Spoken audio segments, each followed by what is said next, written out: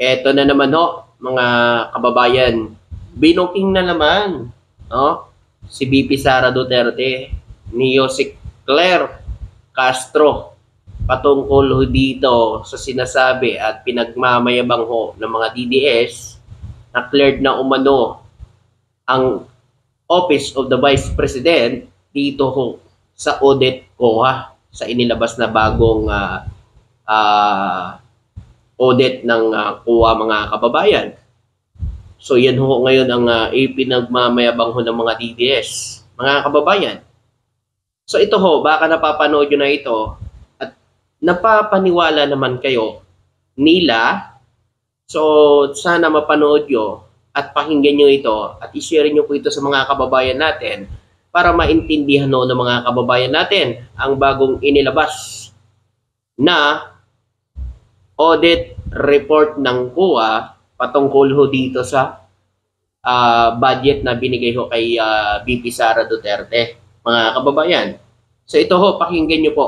Ito po ang paliwanag at talagang maintindihan nyo po ang paliwanag ni Jose Claire Castro dito. Naka-receive kasi ng unmodified opinion. Unmodified. Problem is, ang kinuha lang na pag-explain dito, yung pinaka-basic, tapos hindi nila liman pag-explain. Nako, 'di ba? So sana ho ito mapanood nyo mga kababayan. At siyempre, intindihin nyo po para hindi ho kayo ma-disinformation patungkol dito sa inilabas ho. Kasi ngayon, pinagmamayabang ho ng mga DDS. Clear na daw umano ang COA, kaya wala na daw impeachment trial, mga kababayan. So hindi yun totoo. Ito, pakinggan nyo. Sinabi lang na clear na walang misstatement, walang financial misstatements, pinalagay na ng ibang mga tao na malinis. Diba? Yun. Yun ho yung pinapalabas nila ngayon at binubulag nila ang mga tao sa ganyan nilang pahayag. Diba? So, sana mapanood nyo ho ito at para maliwanagan ho ang lahat. Ang paggamit ng pondo ng Vice President. So dapat maliwanag to, mga kakuya, ha? Dapat maliwanag to. Hindi pwede tayo hindi pwede magkaroon ng misleading dito. Hindi pwede. Yes, totoo. Kasi siyempre, mga kababayan, kawawa lang ho yung mga kababayan natin na napapaniwala nila sa mga ganitong nilang inilalabas. Lalo na yung mga kampo nila na nagsasabi na cleared na daw sila, no? Pero mga kababayan, eto, pakinggan natin. Pwedeng paasahin nila yung mga DDS. Naku ma'am, kahit ano kasing gawin mo dyan May mga DDS talaga na iba ho ang isip. Kahit makita na ho nila yan, na totoo, ay hindi pa rin ho yan maniniwala. Kahit may ebidensya, hindi pa rin ho yan maniniwala. Pero kung sa gawa-gawang kwento patungkol kay BBM na walang pinapakitang ebidensya, yun, maniniwala sila doon. Pero kung patungkol dito kay BP Sara Duterte na may ebidensya, hindi ho sila maniniwala dyan. Kasi gawa-gawa lang daw yan. Tuloy. Yung mga supporters ni BP Sara, ipalagay nila na malinis na lahat at wala nang dahilan para sa impeachment. Ganun yun malabas Kaya nga. Diba? Yan ang pinapakalat nila ngayon.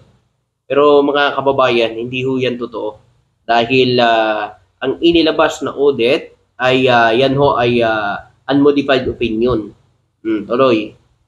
Ay, malinis pala. Sabi ko, malinis pala. Kasi nagbigay ng unmodified opinion. At walang financial misstatements.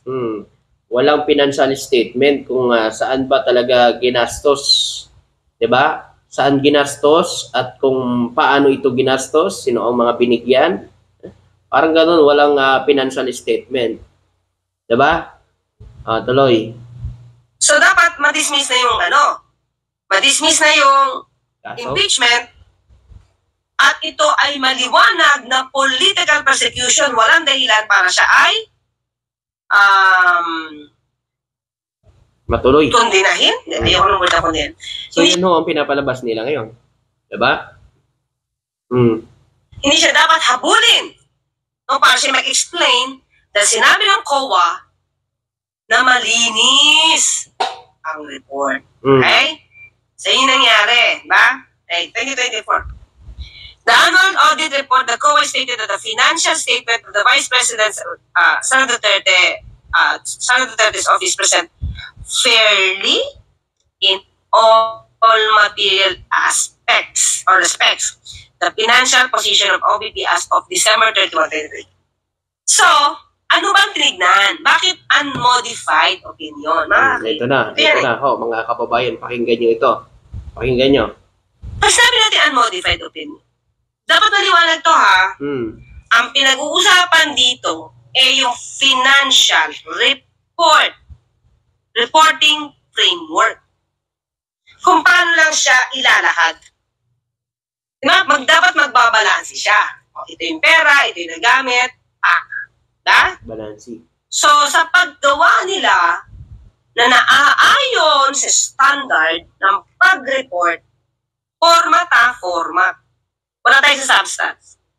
Sasabi na yung gumawa nito, maayos. Kasi nagbalanse yung pera. Doon lang. So, nagbalanse yung, binigay na pera, so yung ginastos, nagbalanse. So, ang tanong kasi dito, ano ho ang pinaggastusan? Yun mga kababayan. Ano ho ang pinaggastusan? Katulad, di ba, may mga naglabas na Merry Crispiatos, mga o AFP na nakatanggap. So, yun yung wala. Oo nga naman, nagbalanse nga yung ginastos na pera na ibinigay sa kanya na budget.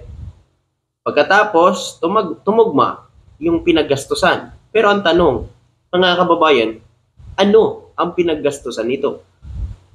Saan ito dinala? Diba?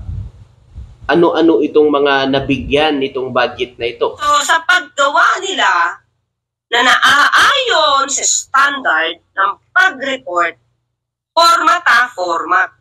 Wala tayo sa substance. Sasabi na yung gumawa nito, maayos. Kasi nagbalanse yung pera. Doon lang yun.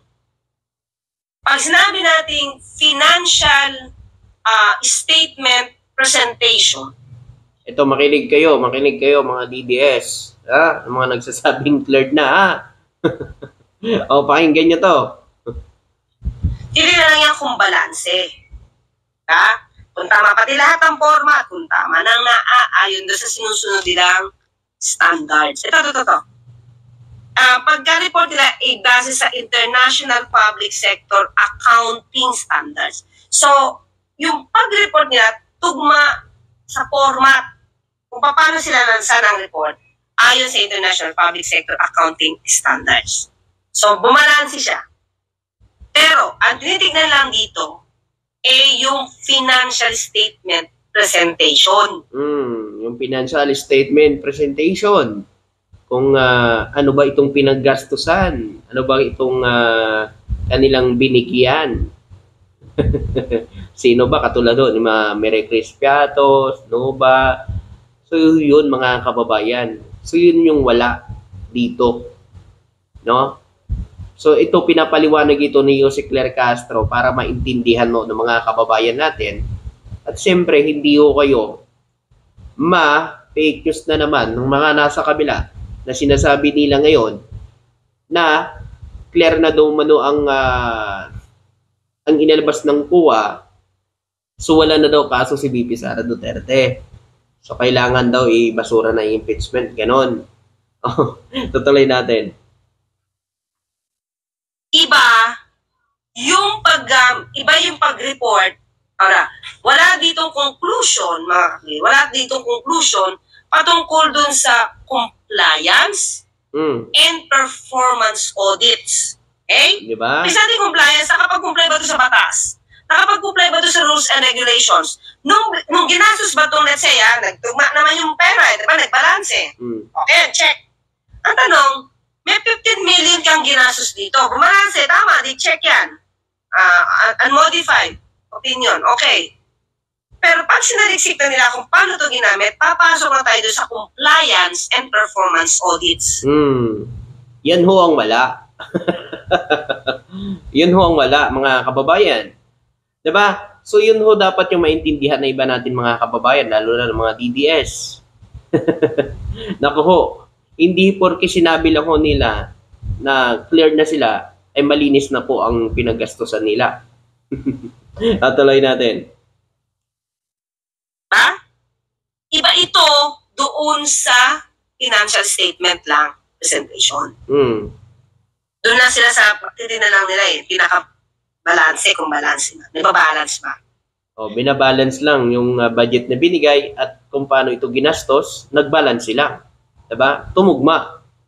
Diba? Ang budget na binigay tapos yung paggastos, nag-balance. Pero ang tanong, saan ito ginastos? Ano ang pinaggastusan? Diba? Pag sinabi natin compliance audit, hindi na dyan. Ginamit ba tong perang to in accordance with the law? Ginamit ba tong perang to o nagastos ba tong perang to in accordance with the rules and regulations? So, halimbawa, si 15 million, 15 million na confidential funds, pinag-usapan natin to, maganda example. Ito ata yung sa AFP, mga kababayan, ano? Because ito na yung may facts. Yung 15 million, okay, nagbalanse, di ba natapik sila doon kasi hindi tama yung kanila pag-report.